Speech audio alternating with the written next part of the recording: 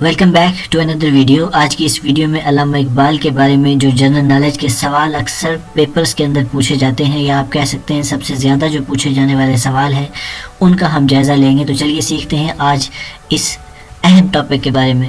دوستو، علامہ اقبال کا مقبرہ کب تعمیر ہوا؟ جواب یہ ہے کہ مقبرہ 1951 میں بنایا گیا۔ سوال یہ ہے کہ علامہ اقبال کا سب سے زیادہ کام یا سب سے زیادہ کلام جو ہے وہ کس زبان میں ہے؟ تو دوستو وہ فارسی میں ہے۔ علامہ اقبال کے بیٹے کا کیا نام تھا؟ ان کے بیٹے کا نام جاوید اقبال تھا۔ علامہ اقبال کے تیسرے شاعری مجموعے کا نام کیا ہے؟ دوستو وہ ضرب کلیم ہے۔ علامہ اقبال کی پہلی شاعری کیا تھی؟ جواب ہے بانگ درا۔ دراصل یہ فارسی میں لکھا گیا تھا، لیکن بہت زیادہ مانگ کی وجہ سے اس کا اردو میں بھی ترجمہ کر دیا گیا تھا۔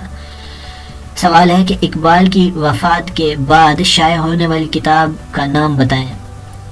That was Armaghan Hijaz. دوستو علامہ اقبال کو سر کا خطاب کس نے دیا تھا؟ کنگ جارج پنجم نے۔ علامہ اقبال نے اپنی شاعری کا پہلا مجموعہ کب شائع کیا؟ پہلا مجموعہ 1915 میں شائع کیا گیا۔ علامہ اقبال کی پہلی نظم کا کیا نام ہے؟ دیٹ واز اسرار خودی، نفس کے راز۔ کون سا شہر اقبال کا شہر کہلاتا ہے؟ جواب ہے سیالکوٹ۔ علامہ اقبال جرمنی کیوں گئے تھے؟ جواب ہے اپنی ڈاکٹریٹ کی ڈگری حاصل کرنے کے لیے۔ علامہ اقبال یورپ کب گئے تھے؟ اس کا جواب ہے علامہ اقبال 1905 میں یورپ میں گئے تھے۔ دوستو ویڈیو کے بارے میں اپنی رائے ضرور دیجیے گا۔